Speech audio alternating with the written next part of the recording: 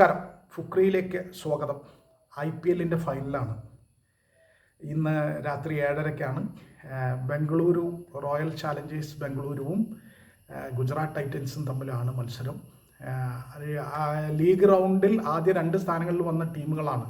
Royal challengers Bengaluru 1-ാം സ്ഥാനത്തും Gujarat Titans 2-ാം സ്ഥാനത്തുമായിരുന്നു. ഇവർ തമ്മിൽ ആദ്യത്തെ ക്വാളിഫയറിൽ RCB വളരെ വ്യക്തമായ വിജയം നേടി. ഗുജറാത്ത് ടൈറ്റൻസ് ദയനീയമായി തോറ്റിരുന്നു ആ മത്സരത്തിൽ. വളരെ ഏകപക്ഷീയമായ എന്ന് പറയാൻ പറ്റില്ലെങ്കിലും നല്ല മേധാവിത്വമുള്ള വിജയമായിരുന്നു റോയൽ ചാലഞ്ചേഴ്സ് ബംഗളൂരുവിൻ്റേത്. എന്നാൽ രണ്ടും തുല്യ ശക്തികളാണ് എന്ന കാര്യത്തിൽ സംശയമൊന്നുമില്ല. രണ്ടുപേർക്കും ബാറ്റിങ്ങും ബോളിങ്ങും ഒരുപോലെ ശക്തമായ ടീം തന്നെയാണുള്ളത്. RCBയെ സംബന്ധിച്ചിടത്തോളം അവർ മുൻനിരയിൽ വെങ്കടേഷ് അയ്യർ, അതായത് ഫിൽസാൾട്ടിന് പരിക്കേറ്റ് വെങ്കടേഷ് അയ്യർ വന്നതോടെ അവർ കുറേ കൂടി ശക്തമായി. ഫിൽസാൾട്ടിനേക്കാൾ അതിവേഗം റണ്ണടിക്കുന്ന താരമായി വെങ്കടേഷ് അയ്യർ മാറി. അപ്പോൾ ഇന്ന് ഫിൽസാൾട്ട് ഉണ്ടാകുമോ ഇല്ലയോ എന്ന് അറിയില്ല. എന്തായാലും വെങ്കടേഷ് അയ്യർ ടീമിലുണ്ടാകാൻ തന്നെയാണ് സാധ്യത. ടോപ്പിൽ വിരാട് കോഹ്ലിയും വെങ്കടേഷ് അയ്യറും അവരുടെ ക്യാപ്റ്റൻ രജത് പട്ടിദാർ. രജത് പട്ടിദാർ അതിഗംഭീര ഫോമിലാണ്. ക്വാളിഫയർ ആദ്യ മത്സരത്തിൽ ഗുജറാത്ത് ടൈറ്റൻസിനെതിരെ അത് കാണിച്ചു തന്നാണ്. അടിച്ച് തകർത്ത് കളഞ്ഞു ഗുജറാത്ത് ടൈറ്റൻസ് ആ കളി തോറ്റത് രജത് പട്ടിദാറിൻ്റെ ബാറ്റിങ്ങിലാണ്. അപ്പോൾ അങ്ങനെയാണ് അവരുടെ RCBയുടെ ബാറ്റിംഗ് ഫോം നിൽക്കുന്നത്. അവരെ സംബന്ധിച്ചിടത്തോളം ബൗളിങ്ങിൽ ജോഷ് ഹേസൽവുഡ്, ഭുവനേശ്വർ കുമാർ ഈ IPLലെ തന്നെ ഏറ്റവും മികച്ച ഓപ്പണിംഗ് ബൗളിംഗ് ജോഡിയാണ്, ഏറ്റവും വിശ്വസ്തരായ ഓപ്പണിംഗ് ബൗളിംഗ് ജോഡിയാണ്. പക്ഷെ അവർക്ക് പിന്നീട് അങ്ങോട്ട് ഒരു മൂന്നാമത്തെ മികച്ച ഫാസ്റ്റ് ബൗളർ ഇല്ല എന്നതൊരു പ്രശ്നമാണ്. റാസിഖ് സലീമൊക്കെ ഇടയ്ക്ക് നന്നായി ബോൾ ചെയ്യും, സ്ഥിരതയില്ല, അതാണ് പ്രശ്നം. പിന്നെ അവർക്ക് സ്പെഷ്യലിസ്റ്റ് സ്പിന്നർമാരും ഇല്ല RCBക്ക്. കൃണാൽ പാണ്ഡ്യ ബോൾ ചെയ്യും, കൃണാൽ പാണ്ഡ്യ ഉണ്ട്. ബാറ്റർ എന്നല്ലും ബൗളർ എന്നല്ലും ലെഫ്റ്റ് ആം സ്പിന്നർ എന്നല്ലും കൃണാൽ പാണ്ഡ്യ ഉണ്ട്. കൃണാൽ പാണ്ഡ്യ അത്യാവശ്യം തെറ്റില്ലാതെ പ്രധാനപ്പെട്ട മത്സരങ്ങളിൽ ബോൾ ചെയ്യുന്ന ആളുമാണ്. ആ ഒരു പ്രതീക്ഷയിലാണ് RCB. അതേസമയം അപ്പുറത്ത് ഗുജറാത്ത് ടൈറ്റൻസിനെ സംബന്ധിച്ചിടത്തോളം അവരുടെ ബാറ്റിങ്ങിൽ ആദ്യത്തെ 3 പേരാണ് അവർക്ക് പ്രധാനമായിട്ടും. പിന്നെ അങ്ങോട്ട് അങ്ങനെ ബാറ്റിംഗ് എന്ന് പറയാനില്ല.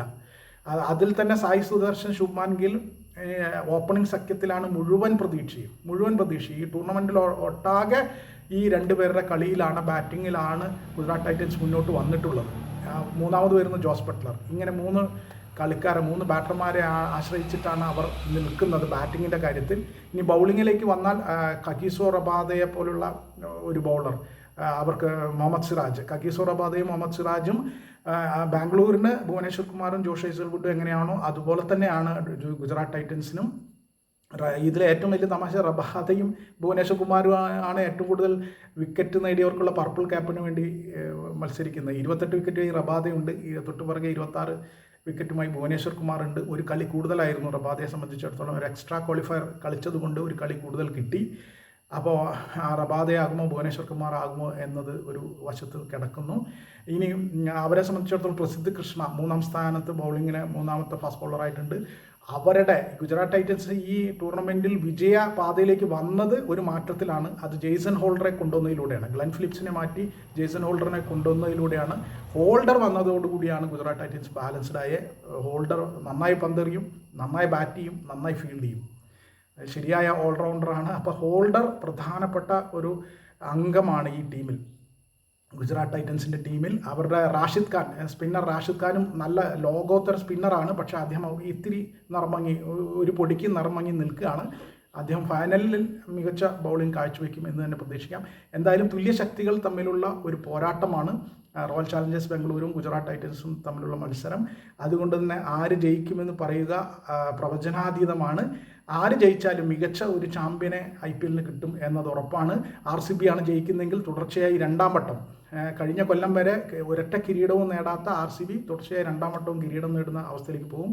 അതല്ലെങ്കിൽ ഗുജറാത്ത് ടൈറ്റൻസ് ചാമ്പ്യന്മാരായ ഒരു ഇടവേളയ്ക്ക് ശേഷം വീണ്ടും അവർ ചാമ്പ്യന്മാരാകുന്ന സാഹചര്യം ഉണ്ടാവും. നേരത്തെ ആദ്യത്തെ സീസണിൽ തന്നെ ക്ലബ്ബ് ഉണ്ടായി. ആദ്യത്തെ സീസണിൽ തന്നെ ഹാർദിക് പാണ്ഡ്യയുടെ നേതൃത്വത്തിൽ അവർ ചാമ്പ്യന്മാരായിരുന്നു. എന്തായാലും അവർക്കും 2ാമത്തെ കപ്പാവും. ആര് ജയിച്ചാലും 2ാമത്തെ കപ്പായിരിക്കും. എന്തായാലും നമുക്ക് നല്ലൊരു ഫൈനലിനായി കാത്തിരിക്കാം.